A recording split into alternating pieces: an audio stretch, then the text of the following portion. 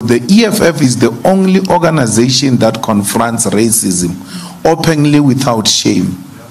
Everywhere where it raises its ugly head. Yeah. So they know that we'll speak for black people and will do so unashamedly. And speaking for black people does not mean hating on white people. We're speaking for the oppressed people. And the white people are not oppressed. It's the black people who are oppressed. So the DA knows that the EFF will drive this for the benefit of the majority of our people. Look at what we did in Ikuruleni. We came in today. The following day we took the compactors into the township. And then DA was complaining that, look, the compactors are going to the townships. When we were in government, they were not going to the township. We're like, but it was you who was supposed to take it to the township. How would you say to me, go and change French on the passport, and then come at the same time and say, leave the borders alone, but remove French. Removing of French on the passport is part of decolonizing South Africa. Yeah. So you can't speak in folk tongues. It has to be very clear. No one is going to come to our country. They don't have borders in Europe. All right. I have no time for borders. Why? I have no time for colonialism. But when it comes to us, they say, no, you must have borders. Why? The division of Africa is what makes them thrive.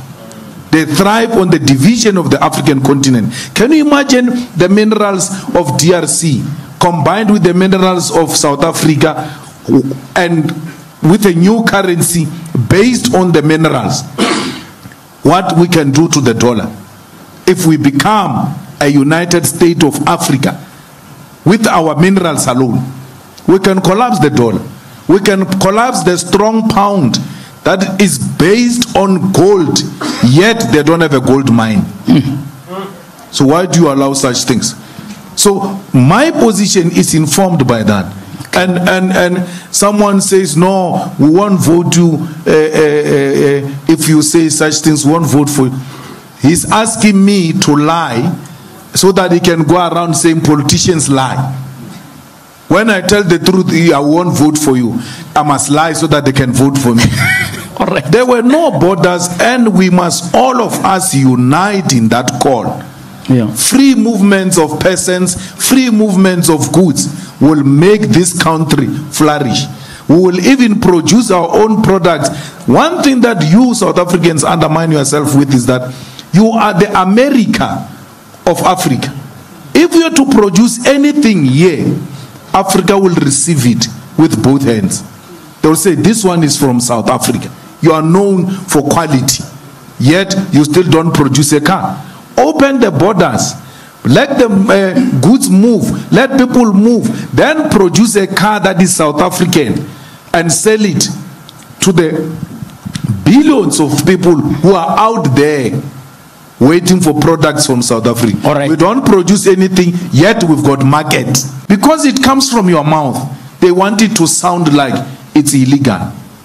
If John Steenhuisen had done that thing I did, these questions were not going to be asked. So John, even after that day where we now resorted to taking up the placards, and it is because they said no one is going to speak now. It's done. You're not. Then we decided, okay, since you are refusing us to speak, we take out the placards. We are going to protest in silence. Then they pushed us out. What happened? Which media wrote about John Steenhuisen speaking after people were chased out, told not to speak, and they insisted on speaking? John spoke. You know what saved John? The color of his skin. You look at how the ANC treats the DA in parliament and treat the EFF. John, if he does the same thing that they said we can't do, they dare not touch them. They love their whites like that. John Steenhuisen has declared you enemy number one. Yeah. And has he's couched something called the Doomsday EFF ANC coalition. He's saying this must be avoided at all costs. And they're going to have a moonshot. It's moonshot. Moonshot. Pact, They're going to fly to the moon. Yeah. and make sure that you never even smell power. Right? What do you think of that? Do you think that that was a little bit, for lack of a better word, ill-considered to write off a party that's already number 3, that could easily be number 2 in the next election, ahead of an election?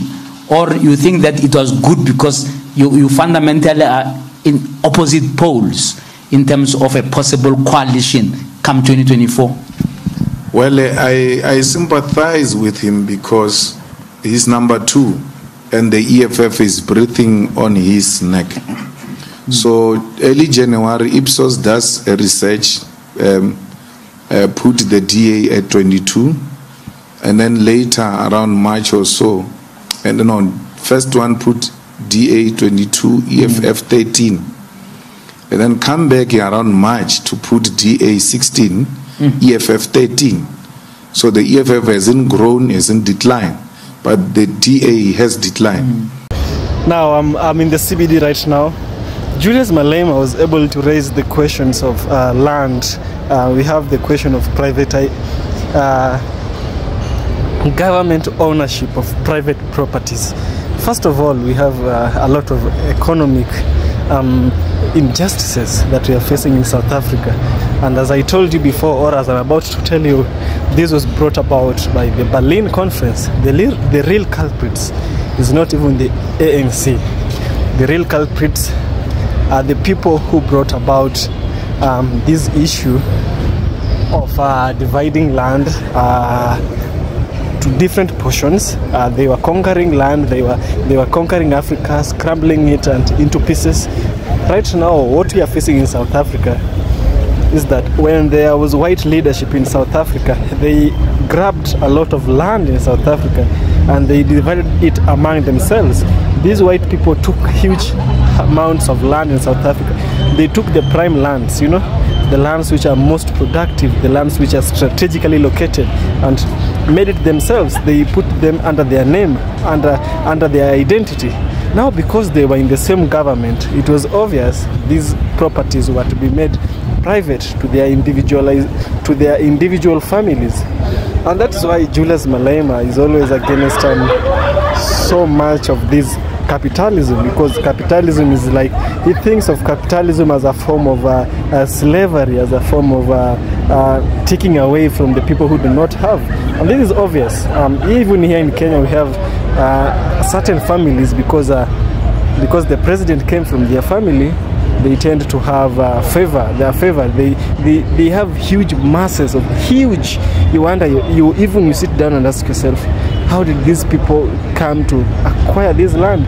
Somebody was born in Kenya, he was born in central Kenya, and they have a huge land in the coast of Kenya, in northeast, in western. You wonder how they acquired. They didn't buy, but it's always been theirs for years. This is what Julius Malema is against. Julius Malema does not want the privatization of properties in South Africa.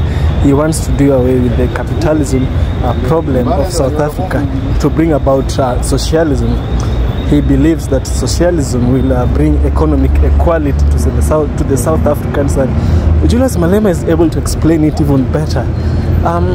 Personally, when I look at the intentions of Julius Malema, I can see the intentions of a true leader, of a true African leader, because indeed in South Africa we have the white people, we have the Indians, then we have the black people. The white people took land from the Africans and they divided it among themselves. They even took some of this land and gave the Indians, you know. The Indians took these lands and made it for themselves. What was left for the Africans was a very small piece of land, and believe me, of which you already do, this country is an African country, and Africans need the same justice, the same way an American, a Dutch, a British is treated in South Africa is the same way a white, a black person should be. So the divide and rule is a technique that has always been used by different civilizations during the old times, during these modern times, and will be used in the future. You know, when the colonizers were coming to Africa, Africa was such a huge landmass. It was not what we have today. it was partitioned into different parts because we had so many European powers wanting the same large elephant. But now there was chaos everywhere. Chaos was here and there. And so in 1886, the Chancellor of Germany, Otto von Bismarck, wanted to settle the chaos. They didn't want chaos among themselves, but they wanted chaos among Africans. When Africans are chaotic, they find unity in that. You see, even God says in the Bible that a family that is divided does not prevail, does not stand. And so they went to Germany and they established these structures to enable them rule and conquer Africa to their fullest potential. So we had different company. For example, in East Africa, we had the Imperial British East African Company. In South Africa, we had the Imperial British South African Company. In West Africa, we had Imperial British West African Company, and such are the examples of companies they had. In Tanzania, which was then called Tanganyika, they had what we call the German East African Company, the GEAC. And that is before the British took away the Germans, because the British were taken away. The Germans were taken away by the British. All German colonies were being conquered by the British. That is after 1945, when the Second War was ended and Germany failed, and it failed miserably. So all German colonies were being taken as sanctions, you know. These sanctions were as a result of they failed to honor the rules and the regulations that were placed after the World War I, which was rules set by the League of Nations. League of Nations failed because there was World War II. And the interesting thing is that when the European nations are fighting themselves, these people are of the same people. These people are the same. They are just the same people like Africans. When they fight, they call it world wars. It's like, it's only in Europe. It's not the whole world fighting. I'm not here fighting with my neighbor. No, I ain't doing that, you know. But they call it world wars. When Africans fight Africans, they call it civil wars. You see the hypocrisy. Africa is almost the same landmass as Europe, but why the different terminologies when it comes to the same event that causes war, you know? Now, the League of Nations failed. World War II came by. The UN was set. The UN, the mandatories of the UN was to take away the colonies of Germany as a punishment for causing World War II. And because they failed, they took it. So that is one of the things they were doing, you know. They were even taking from one another, you know. Now, another thing which is not settling well with me, in the Germany, it's called the Berlin Conference. There are some things which are not stated, and I want us to talk about them right now. Listen to this. No EFF stopped you, but we came in and took the compactors and did waste management for our people in the townships. That's what they know the EFF will do, and they will do so unashamedly. And they know that the EFF will raise policy positions that are firm, and they will fight for those policy positions, and they will pass. Let's talk about those policy positions. Because we are going to expropriate land without compensation. Yeah, I'm coming to that exactly. Yes. A lot of people are scared of that, right? And I want you today to just take us a little bit into the thinking about it. Let's talk about the land question. Between you and the ANC, right? You have failed to get the expropriation of land without compensation law passed in Parliament. And yes, people were thinking, well, this is an opportunity now. EFF has put this resolution together. The ANC in their previous Nazareth conference put the same resolution. So, you know, everybody was excited that finally this thing can happen. And you deadlocked. And you can tell me a little bit about what that deadlock was about. But let's assume you go into coalition with the ANC, right? Whatever worst case scenario or however you look at it, what's going to change? How can we trust that this is not going to be another electioneering thing? where the ANC just come onto the bandwagon of land just to excite people during the elections. You have put it as your non-negotiable pillar. I want you to understand. I want to understand how it's going to be non-negotiable if you're going to enter into a coalition with somebody like the ANC, who has already rejected your approach to it. Look, the ANC agreed on expropriation of land without compensation. Yeah. Parliament passed a resolution to expropriate land without compensation. And we did the road shows to listen to our people based on the motion of the EFF. And overwhelming majority of South Africans said, expropriate land without compensation. We had a meeting here in Sandton, the EFF and the ANC, to agree on the formulation that goes into the constitution. Lamola opposed expropriation of land without compensation the way we expected Bulelani Nguga to oppose it.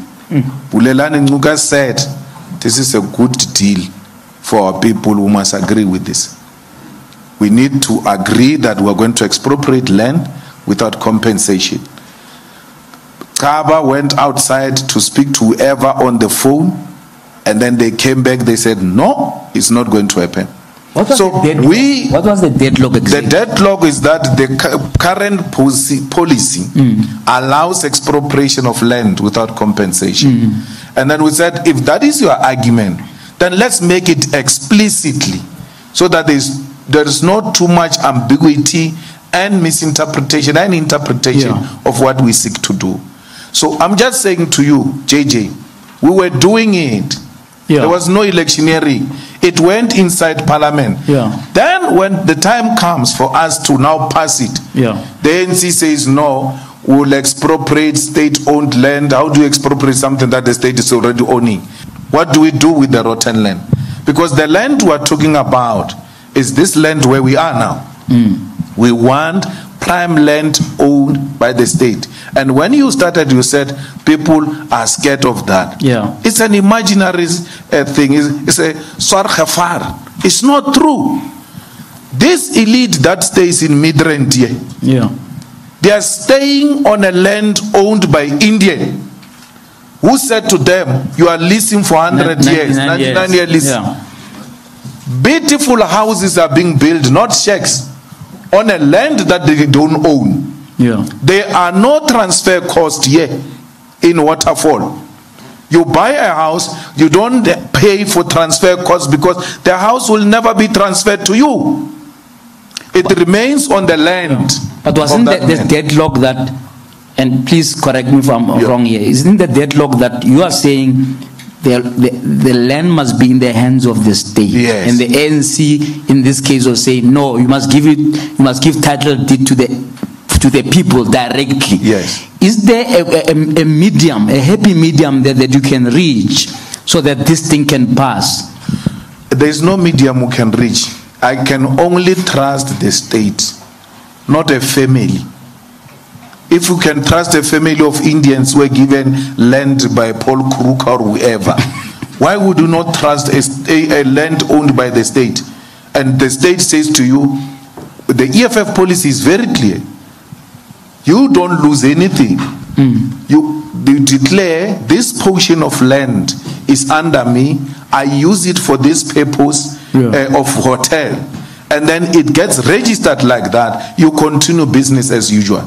Tomorrow we but is it yours? Is it yours or does it belong to the state? It's yours.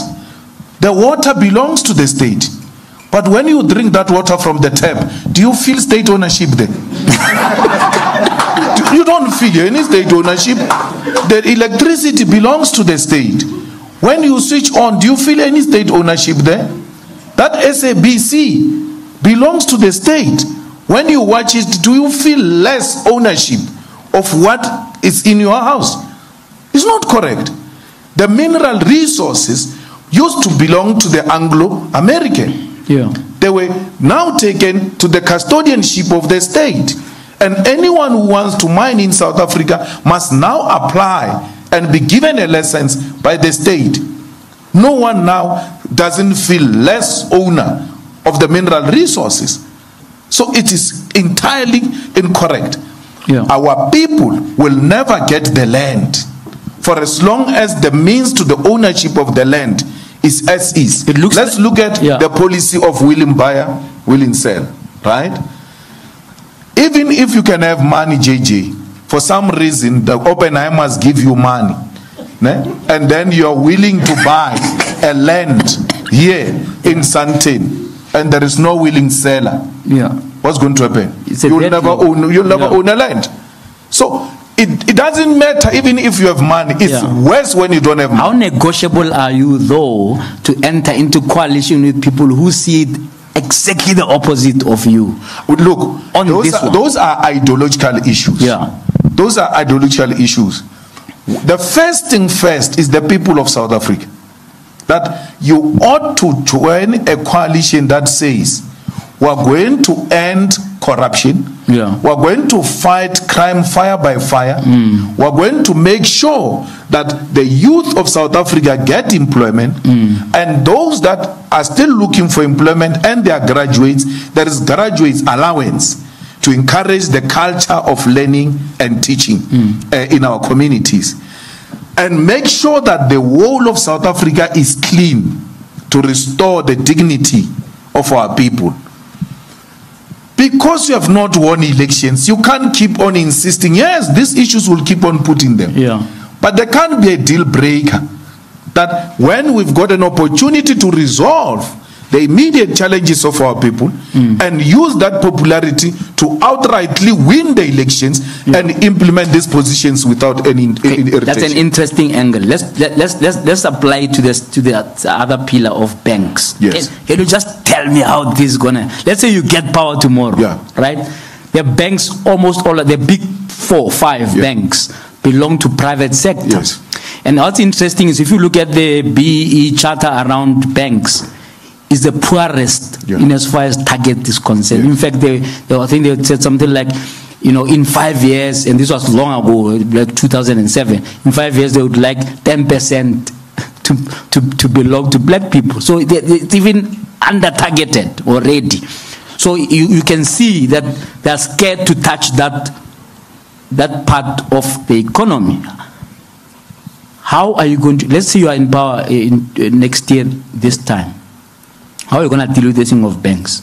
Are you going to say now all the banks belong to the state? Right? How do you do that? Because this is, if you like, an uncharted water, even by the current government. Even with the BEE law and so on, they still excuse them to say, no, you only have to give up 10% of what you are doing. And what's interesting now is when you want to do a BEE deal, you still have to go to the same banks to get you, to help you to buy into their new businesses, which actually means they now still own those businesses because you owe them and they can't transfer ownership to you until you finish paying, which hardly ever happens. Badge on that for me. Right? The bank, this whole thing about we're going to want the banks to belong to the state. How is that going to happen? It's very easy. What is the Reserve Bank doing in African Bank? Because it's not supposed to be in the shareholder in the bank. It's a regulator. Get out. The state takes that stake of the Reserve Bank. Then you consolidate it with the PIC stake. And then you take the African Bank. You make it a state-owned bank that will provide affordable services to our people. You close no bank. Why should the state bank close the private bank when the state school did not close private school? When the state hospital did not close the private hospital? They still flourish. Who said that when you establish a state bank, other banks will collapse? So I'm not sure why will you leave the banks as they are? We will leave them and will beat them on their game. We ought to provide the best services to a point where you will not see the need to bank with ABSA. You will bank with the state. And you know, it's not true that private sector is inherently competitive and successful. In Kenya, private schools are closing because people are not taking their children to private schools. Public education is providing quality education to a point where you don't need private schools. So you don't behave like a dictator going around closing things. You make yours work. But do you think So let's have a look at this Berlin conference, how it started, its purposes. There's a lot that we are not being told by, we were not told in school, and a lot that many Africans don't know. So in the 1800s, 80% of Africa was under African control. So the Kanembonu Empire around Lake Chad, founded in 800 AD, the year 800 AD, that is after the death of Christ, was still around, and there were hundreds, if not thousands, of independent nations of all types on the vast continent, you know. So how was the stage of Berlin conference set, and how did the white people craft all this? So setting the stage, Europeans came and went in Africa since the times of the Roman Empire. Things worsened after the 1400s when Iberians, Arabs and Ottoman Turks began to explore the coasts looking to trade for slaves, and powerful slave trading coastal kingdoms such as Benin arose in response. So Benin is a country in West Africa, and as always, some Africans sold some Africans to the slave dealers, you know. So the Portuguese, Spanish, English, Dutch, French and Arabs set up small colonies along the coast to trade with African coastal kingdoms in enslaved people. So they traded ivory, gold, rubber and other valuable products. To supply the demands, coastal kingdoms raided the interior. And now, due to indigenous defenses, diseases and difficult geographical access, the interiors of Africa stayed free of direct European control. Wait until the 1800s. The interior is where the deal was. The interior is where there was the real wealth. So they had to come back and find a way to maneuver through the interiors. Remember, the interiors included, they had difficulties such as geographical access. So geography, you know geography, the topography, okay? So the most navigable key part of the heart of Africa was the Congo River. But why the Congo River? The Congo River is very, very essential, and one of the key reasons why Africa was being divided. So sailing in Congo River meant bypassing trackless equatorial rainforest to make it over halfway across the continent, then crossing the Rift Valley savannas of the African Great Lakes regions to the navigable Zambezi and other rivers and reaching the Indian Ocean. So the Zambezi River could cut you across Africa and you get yourself to the Indian Ocean, where we had the Arabs who were trading slaves, the Arabs who were dealing with the East. Also we had the Portuguese and the white people dealing with the British, dealing with this East. On the western side, we didn't have Arabs in the most part. We had white people, the Europeans. You get it, East and West. So the most navigable river key to the heart of Africa was the Congo River, you know, and I've told you it was cutting across Africa and taking you to the Indian Ocean. Wow.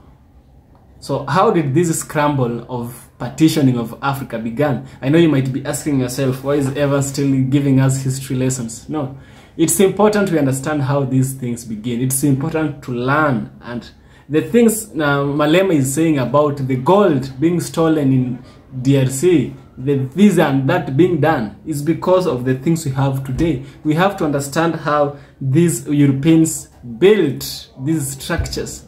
These European colonizers, the ones of the past, built these structures that made it even impossible for Africans to navigate and communicate to each other.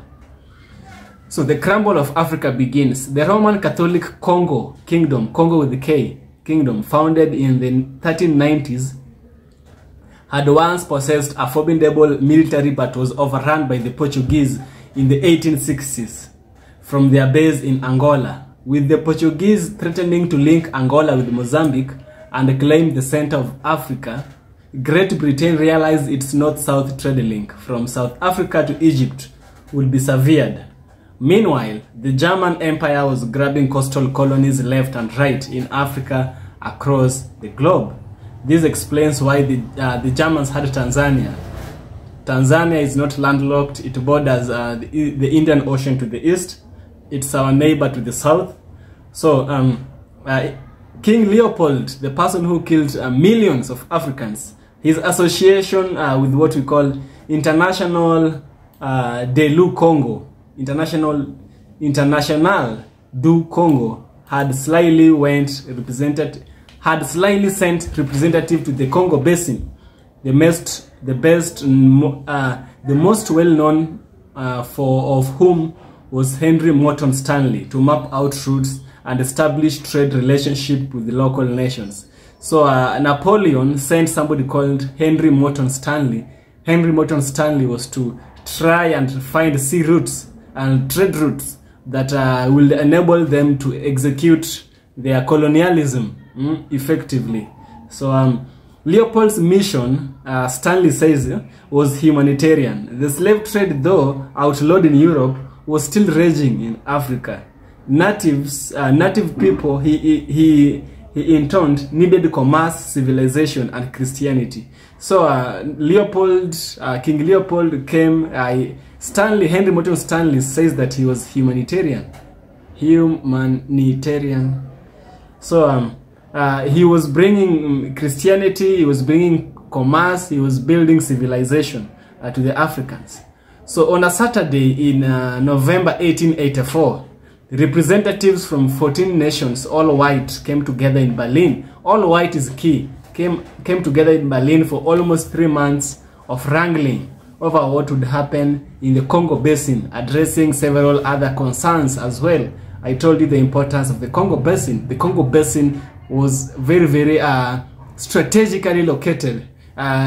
It was the Congo Basin and the Congo River and Zambezi River. You know, the Congo River would maneuver their ships, their steamships. They were using steamships back then. They would maneuver through the hugely dense rainforest of the Congo forest, and then they would get to Zambezi River. Into Zambezi River, they would maneuver through the great savannah and through the Great Lakes of East Africa, East African Rift Valley, and then through this they would get themselves in Indian Ocean. The Indian Ocean, I told you, is where slave trade was being issued. Is where we had the stations. The interiors of Africa was still not invaded because of the factors such as diseases. They didn't have the knowledge of the terrain to maneuver this African topography, so it was a challenge to them. But it would not last for long. They would find a way to come out of this. You know, one of those ways was through the River Congo and River Zambezi. So the leading players in the Berlin Conference were King Leopold of Belgium, we had Germany, we had Great Britain, we had France, and we had Portugal. The Spanish did not have much influence in Africa as compared to the Portuguese. So others who intended were Spain, Netherlands, Italy, Denmark, the US, the Ottoman Empire, Austria-Hungary, not Australia. We had Sweden, Norway, and we have Russia, the USSR. So no Africans were present. The Sultan of Zanzibar asked to be allowed to attend, but he was spurned by the Great Britain. The Sultan of Zanzibar was not black. Keep in mind, the Sultan of Zanzibar was not black. He was an Arab. An Arab from where? From Oman, a place called Muscat. He came from Muscat, and he wanted to come all the way up to East Africa. He came actually, and he established his small kingdom. That's why in Zanzibar you find a lot of Arabs. These people were not born there. They migrated and they became Africans. Africans, we really love people. So no Africans were present, as I told you. And what about the Africans again? The world had entered the new imperialism phase, and Europe faced the rise of 3 global powers. We had Russia, the US, and Japan. These were busy establishing far-flung maritime empires, but Africa was to belong to Europe. Who says so? The Berlin Conference signaled to the world that Africa was European real estate. Oh my God. So the question of African sovereignty was raised, but not at the conference. Skeptics wondered how Africans would benefit. The fiction was that the conference was also about humanitarian concerns. Humanitarian concerns? But many at the time, as well as the historians later on, saw it as a facade to appease critics. The reality was that the Berlin Conference set the rules of the game for what came to be known as the scramble for Africa. Not just trading zones and pacts with local traders, but wholesale colonization. By the 1930s, of almost 100% of the world's second largest continent was conquered, you know. Now, what were these terms and conditions of the Berlin at the 1884 to 1885 conference? You know, first, they said they will end slavery by Arabs and black African interest in Africa. Remember, keyword, Arab and black African interest. But would they who are ending this continue or start? Is a question that they tried to maneuver by using the blanket of humanitarian. Humanitarians don't behave like this. So the second point is, King Leopold's real estate in the Congo Basin belonged to him. How can I say Mount Kenya belongs to me? How can the president say Mount Kenya belongs to him? How? How can you say a natural resource belongs to you? How? This is not some island where you go and buy. No, you can't buy a river. You can't buy God's natural resources. You can't do that. The third one is, the 14 countries present gained free trade access, not only to the Congo Basin, but across the Indian Ocean. Number 4, the Congo and Niger rivers had freedom of navigation. So anybody would navigate, anybody who is white would navigate the Congo River and the Niger Basin and the Niger rivers. The Niger River is found in West Africa. The Congo River is found in Central Africa. So the fifth one is the principle of effective occupation. I'll show you that below. The sixth one, where the sphere of influence. Established areas where European countries had land access and could exclude other European countries. The sphere of influence is, they would now say, you see over there, you see that white tree? Starting from that white tree to that black tree, that area belongs to Great Britain. Don't interfere. So the area between that black tree and that white tree analogy is where is called is what is called the sphere of influence.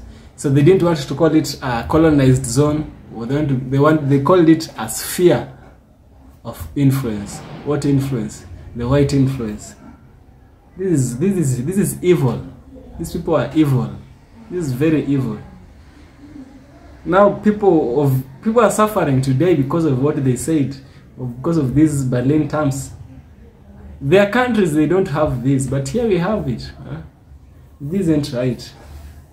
So new claimants to coastline areas needed to notify the other 13 countries. New claimants to the coastal lines areas needed to notify the other 13 countries. A new person had to confirm with them, hey, I'm here, add me to the list. So what are the results of the Berlin Conference? Undoubtedly, the most significant concrete result of the Berlin Conference was the formalization of King Leopold's holding via a group known as the International Congo Society. A few months after the conference ended, a vast private holding called the Congo Free State was born. It was King Leopold's property, later immortalized in Joseph Conrad's Heart of Darkness. Far from a humanitarian mission, King Leopold's land became the setting for one of the worst genocides in history. Around 10 million Congolese were killed or worked to death in the rush to extract rubber. Even by the standards of the time, the situation was so horrendous that Belgium was forced to take over the CFS in 1908 and rule it directly. This is so evil. This is so evil. So it's true, King Leopold killed 10 million Africans. Come on, how does somebody just live with that consciousness that I killed 10 million people? They thought African lives had no value. They would do anything. This is so sad. I hope they get what they deserve from God. I hope God gives them what they deserve. This is so evil. This is so evil.